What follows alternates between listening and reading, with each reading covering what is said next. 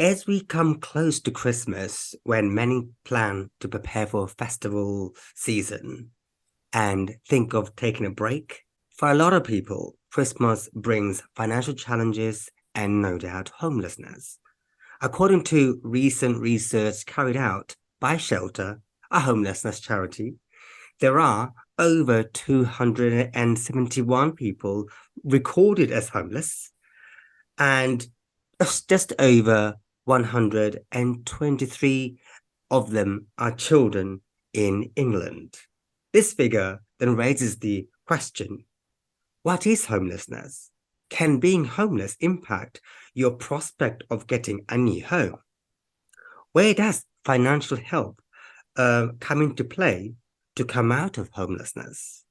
Can the welfare state fully support a homeless person? How can a homeless person's debts impact getting into your new home? To answer some of these questions on this Dead Talk podcast, with me, Ripon Ray, as your host, I have expert panelists who are experts in welfare rights and no doubt from the debt sector.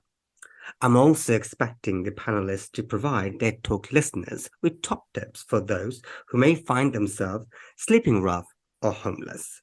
So, in this podcast, I have Deven Ghelani, Director of Policy and Practice, who also created a Better of calculator, which navigates what financial support is available for those who are seeking to maximize income. And finally, Amy Taylor, Debt Advisor and Chair of Greater Manchester Money Advice Group.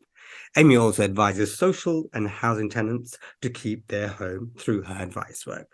For those who are listening to that talk and want to share your experience or want to listen to a subject, send me an email, ripon.ray@yourdoctordebt.com, or on Twitter, yourdoctordebt. So before we delve into with Amy, let me ask Deven Ghelani. Deven, from your understanding of homelessness, what is actually homelessness and how extreme is homelessness in the UK? Well, I guess it's on a spectrum. You've got people who are sleeping rough, literally don't have a roof over their heads, and then you've got a huge amount of hidden homelessness. So over 100,000 households in temporary accommodation today, and that can be families with children. It could be single people, but not really having any fixed place to live, not knowing how long they're going to be there for. And then you've got general housing insecurity. So people who are living in, perhaps rented accommodation, but are very concerned about rent rises or what's going to come next around the corner. Maybe they're in debt to others today and kind of taking money out of their, what should be going toward their day-to-day expenses, getting by food, heating, water, others in order to pay for their rent. And while they're not homeless, they're certainly missing out on support that they might need because just the cost of housing is so high, the availability of housing or decent housing is so poor across the UK right now. Unless you've got a home, of course, which I think that's one of the biggest policy divides we're seeing at the moment is people who have a home, been lucky enough to buy a home, particularly if you're able to do so much earlier, are doing well. It's very hard for them not to do well in some respects, and I appreciate that's not everyone, but in general terms. Whereas if you're renting on a low income, it can be very, very difficult. So yeah, it's a huge spectrum. It's a very complex area in and of itself, particularly when you wrap up benefit eligibility and wider debt pressures into it, it becomes a very complex picture for people to manage. I mean, you spent years navigating the benefit system in your current role as director and also as universal credit and welfare specialist. Do you genuinely think that the current benefit system is fit for purpose and can support alleviating the trouble that many homelessness people are facing? So I guess there are two ways of thinking about the benefit system. One is the level of support it provides to people and asking whether or not that's sufficient. And the second one is accessing that support and how the system treats you as you try to access it. And I'd say, today the current social security system is deficient on both counts, really. So my interest in this space came about in 2007 after I was let go from a company I was working for at the time and had to claim benefits myself. So that was over 15 years ago, dealing with the legacy benefit system. I remember going to the job centre, claiming job seekers allowance. I was renting in London at the time, but no one at the time told me about housing benefit. So this relationship between benefits and housing, in my case, it really wasn't clear. But actually, in lots of people's cases, it isn't really clear, right? Benefits are thought of in their own silos. Job seekers allowance is one thing to administer. Housing benefit is another thing to administer. And in some respects, universal credit should try and bring some of that together. I think it maybe has helped a bit. I don't know. A lot of people disagree. I don't think it's helped enough. I don't think work coaches they might be thinking about, the administrative side of that. They're not really thinking about the quality of housing, any housing pressures, any wider debt issues. And then the second point is the amount of housing support people are getting sufficient? And in before April 2013, the level of housing support you could get through the benefit system would cover about half of all homes in an area. That was cut to cover only a third of all homes in an area. You'd think that would save a huge amount, but actually it doesn't save as much as you might think. So that 40% fall in the availability of homes you could afford only saves about 6% of the housing budget, because rents aren't linear. They all kind of bunch up around a median. And the situation hasn't gone much better since, because other benefits have been frozen. That means other income, rents have gone up astronomically, which means that other income you might have has had to go toward your housing if you want to keep a roof over your head. And all of that's increased the pressures. And we work with over 80 local authorities across the country. And often it's the housing teams that bring in support, the type of support we offer around income maximization or identifying households that are struggling financially early, because ultimately the failure to act, the failure to be proactive and help those residents today means they're much more likely to end up homeless in the future. But when you do find yourself in a vulnerable situation such as homelessness, so where does Department of Work and Pensions and other stakeholders play a part? I mean, I guess if I look at it positively, you can sometimes have kind of specific housing or homelessness teams based in job centres. That's far too infrequent, I would say, particularly given the scale. The problem is growing in scale.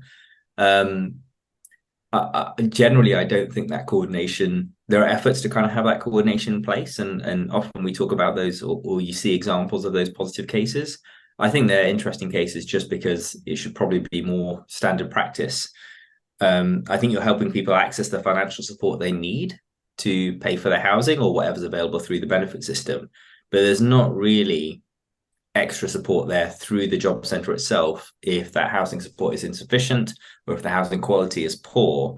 That then goes to, you might then need to go to the local authority to apply for discretionary housing payments or other discretionary support. So it's an example of how the benefit system itself is fragmented. And if you want to take action against your landlord, that's a whole another stream of challenge you have to go through to be able to do that, because it really isn't straightforward. And the system probably favours landlords over tenants. The current system favours landlords over tenants. I spoke to a civil servant at the National Energy Conference last week, and he incidentally stated that you were behind the creation of universal credit, not necessarily Ian Duncan Smith. Is that right? Well, I worked on it at the Centre for Social Justice. So I guess, after being on benefits myself, I started to do my own research in why the system is so fragmented. After speaking to a lot of people in and around Westminster, they all pointed me toward the Centre for Social Justice, and I joined their team as they're working on a report called Dynamic Benefits, which, if you remember, when universal credit was first introduced, it was this, people recognized the problems that the current benefit system or the legacy benefit system today put in front of people. The fact that it was fragmented, you had to apply many times, you had these different departments administering a whole range of benefits, each of which had their own rules. And this universal credit was an effort to kind of bring all of that together. So you only had to apply in one place to access all of that support, and you'd always be better off in work. Those are the principles. Yeah. So I worked on that when it was a policy idea, and the reason I run policy in practice is partly to see what happens to policy as it turns into practice, and it can be challenging. You have been campaigning around billions of pounds that are not claimed. Tell us more about it, and what do you mean by billions unclaimed? Yeah, so a report we wrote in April of this year which actually featured on the front page of The Guardian. It's always nice when you get a big splash around these things when you've been working very hard. Policy report identified the total amount of unclaimed benefits and other rights-based support, such as social tariffs, like nationally administered benefits, locally administered benefits, and those administered by regulated entities, at £19 billion. That's quite a big uplift on what previous estimates were, and I think that's because the system itself has become quite a bit more fragmented. There's other types of support schemes that have popped up in response to the cost of living, and that's why we felt the report was necessary. Because it's very hard if you're on the front line to keep tabs of all of the different types of support the people who are trying to support might be able to access, where to go to access that, and we bring all of that together in the Better Off calculator, which people can access through gov.uk, or advisors can license by contacting us. But yeah, that £19 billion is to me, it's a huge number, isn't it? And that's every year. And it's worth mentioning that it excludes, from that number, we exclude discretionary support, so things like discretionary housing payments and the household support fund. And it also excludes disability benefits because they're not rights-based. You have to go through a disability assessment. So we couldn't say for certain whether or not, just because you felt you were disabled, whether or not you'd be able to access that support or not. But we reckon if you add those two together, you're getting above £23 billion, £24 billion worth of unclaimed support each year. You've briefly talked about Better Off calculator. What's the underlying purpose behind it? Well, initially I built it, as a hobby. Back in 2012, I had to explain universal credit to people, and I could see their eyes glaze over as I was talking to them. They didn't want to understand the policy concept behind it. They wanted to know what it meant for them or their employees or their, the people they were trying to support. So over a long weekend in I think around April 2012, I built it in as an online website, and by the end of the month I had 20,000 people. It's called the Universal Credit Calculator originally. By the end of the month I had 20,000 people using it. I was dealing with blog inquiries till 2 a.m. And lots of people wanted me to develop it further. And I think the benefit calculators that were available at the time online, you basically had to be an expert in social security to be able to use them. They weren't very Google-esque, they weren't kind of brought up to date to today's web standards. So luckily I got a small grant from Unlimited, hired a developer to build it properly, and haven't really looked back. So I left my role at the Centre for Social Justice, and I saw there's a bigger gap in helping people to navigate the social security system and communicate what changes in policy would mean for them through this software than there was in trying to shepherd little bits of legislation through, partly because a lot of that had already gone through around universal credit by that point. So we still campaign on a policy level, but I think what gets us out of bed is helping people access the support that they need, and it makes a real tangible difference to their lives. We reckon we help people access over £1 billion worth of support each year when you look at the numbers that use it today. I mean, the current Chancellor, Jeremy Hunt, is considering a big benefit squeeze. What does that mean for people like, I suppose, many people who might be facing homelessness and who are vulnerable in our communities? I mean, well, we've had the autumn statement now. I think it was a brief respite in the end. I think there was a lot of concern around what it might put forward, but I think we avoided the worst of it. There's an increase in the local housing allowance. There's an increase in the national living wage. Benefits have been uprated in line with inflation. I don't think it goes far enough, partly because of the last decade of cuts, freezes and squeezes on people's incomes. So benefits are worth around 7.5–8% less in real terms than they were 10 years ago. So we have to make up for that shortfall, and this budget didn't do that. It probably didn't squeeze them too much further, which I guess is the respite that I was talking about. And I think we need to go further, because while it matched general inflation, people on lower incomes face higher. We've seen food inflation at higher levels than other types of inflation this year, and you can't get away from having to buy food. So I think it was, the autumn statement was better than expected, but really we need a society that's willing to invest in social security. We need to make the arguments for it. And I thought the pandemic created an opportunity for that, but I'm not sure that it's been taken yet. I mean, moving forward, really, what changes do you want to see to help homeless and rough sleepers to ease the pressure for them? Easier to access support, more specialisms around that. That's easier to access either within job centre or local authority settings. Fundamentally, I think what we need is more homes, because, as I mentioned, it's not just rough sleepers. It's a lot of people in temporary accommodation who are really struggling to find accommodation that they can afford. Maybe fundamentally, if we're getting bigger picture about this, a rebalancing toward tenants, the rights of tenants. And I've been running this organization, Policy and Practice, for 10 years, and it's been reasonably successful. I like to think we're making quite a big impact, and we support more and more local authorities. But I'd say in that time, growing a successful organization, the biggest difference in my time since I started it has been buying a home, right? So you can't underestimate the level of well-being you have when you live somewhere. I think if I were coming up with a campaign slogan, Ripon, I'd talk about homes over houses, right? You prioritizing a home over a house or a property.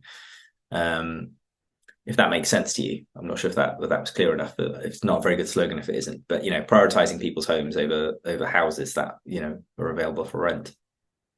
Well, you have to start from somewhere. If it works, I think you're nearly there. So you have to start with the slogan. Now, the next question is how that slogan manifests itself into practicality. So, Deven, thank you for that. Let me get Amy Taylor, desk advisor, into the conversation to explore how being homeless impacts rebuilding someone's life. So, Amy, based on what you've heard from Deven, what are your initial thoughts? My initial thoughts are that local authorities are on their knees at the moment. The structure is crumbling, and that's a lot to do with the budgets that are set by national government for local government. That is not enough. So being squeezed every year in, year out. And with the crisis facing people in homelessness at the moment, councils are having to spend so much money on temporary accommodation, B&Bs, hostels, trying to rehouse people, even just, temporarily. And there's no budget for that. So this is reducing councils the ability they have to manage their services, to deal with the levels of homelessness around them. It's just crippling them. So it's sort of all well and good to think that the autumn statement wasn't that bad, but I thought it was terrible. I thought, okay, they're unfreezing LHA, local housing allowance, for the first time in 3 years. But we are talking about rent being paid at the lowest 30th percentile. So we're not talking about market rents now, because the rents are, have gone into the stratosphere in the last few years. It's just unaffordable for people to get on that very first rung of the ladder, whether it be renting or buying.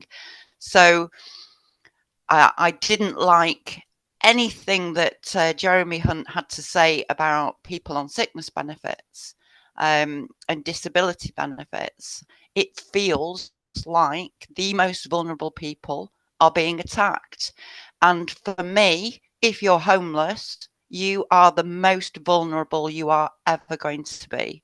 You may have debts, you may have addiction, you may have health problems, physical and mental, and recovering from that is really difficult when we essentially do not have a safety net anymore. So, not to rattle on too much, but absolutely terrible government policies in relation to things like the treatment of people seeking asylum, basically evicting them from hotels, making them instantly homeless. That's not helping. The the fact that universal credit, unfortunately, although the idea is a good one, in as much as you're putting all of these benefits together and making it simpler, unfortunately, it's now much easier to punish people. So sanctions, sanction big chunks of somebody's benefit if they don't turn up for an appointment at the job centre or whatever. It's leaving people without enough money to pay the shortfalls in their rent, shortfalls in their mortgage. It's increasing the likelihood that they're going to fail. So that's the initial thoughts. I mean, you've worked in the debt advice sector for many, many years, Amy, and you've also served a variety of communities. From what you've seen and heard, what are the main causes of people getting or being homeless? Is it just not enough money, or is there anything else going on? Well, as I say, there's a number of different things going on at the same time. So number one, there's not enough housing, and with the change that came in that reduces people's housing allowance for having a spare bedroom, for instance, there's now a shortfall. So people need to downsize, but they haven't got the homes to go to. Those smaller properties, single bedroom, 2 bedrooms, they're not available. So there is just a jam in the system. People can't downsize, but they can't afford where they live. And eventually, and this, whether this be social housing or private housing, eventually action gets taken. They have rent arrears, they are then evicted. And where do they go then? And as I said to you, there's hotels being emptied of people who are being processed, who've sought asylum, and once they're processed, they're being thrown out onto the street, literally. So, what do you do in that situation? Not only are you in a new country that you're not familiar with the systems and maybe can't even speak the language, but you're now homeless. We've got women who are fleeing abuse at home, and you'd think that if you go into a shelter, maybe that's free, but it isn't. You have to then pay for that as well. So the temporary accommodation is some of the most expensive accommodation, actually, and it's not good accommodation. It's nothing you would aspire to. So for me, I'm seeing a system that's really broken. And even though we've got some ability to make discretionary payments, it's just not enough. There's not enough money there to get people back on their feet. Speaking of people and people getting back on their feet, if you are carrying debts with you, how those debts will impact you moving forward and getting your new home. And if you do, can you sustain your new home? What actually happens to debts? So usually in debt advice, we talk about priorities, paying your priority debts. And the number one is always housing, be it your mortgage or be it your rent. You try to pay your rent and then work your way down: gas and electric, council tax, food, and the things that you need to buy each and every week or month. So if you are made homeless and you have non-priority debt, because at the stage that you've lost your home, all of your debt is non-priority because the worst has happened to you, nothing can be done. You're not going to go to prison. They can't take your house off you because they already have. Can't switch off your gas and electric because you don't have any anymore. So if you're street homeless or in temporary accommodation, all of your debt will sit there and potentially wait until you are back in a position where perhaps you're earning again, or you've managed to find social housing or something like that. And then I guess it will restart. However, if you've changed address, it may take them some time to catch up with you. Now, we know many private landlords or their agents will do a credit check. Now, how would having a bad credit due to non-payment of your debts would impact you actually, going back home or getting a home in the first place? It's going to be a huge problem for you. If you have a bad credit file, a poor credit score, lots of debts, maybe county court judgments on there, then you are really going to struggle to rent from a private landlord, and a mortgage is almost certainly not going to happen. Debts will sit on a credit file for 6 years from the point where you receive the default or the county court judgment. So it's going to be very, very difficult to pass credit checks to get yourself in private rent, or even if you're thinking about buying a house, if you're in that position. If you are looking for social housing, not so much a problem, unless, of course, you have rent arrears from a former social housing tenancy, whereupon these can be used to, I guess, blacklist you.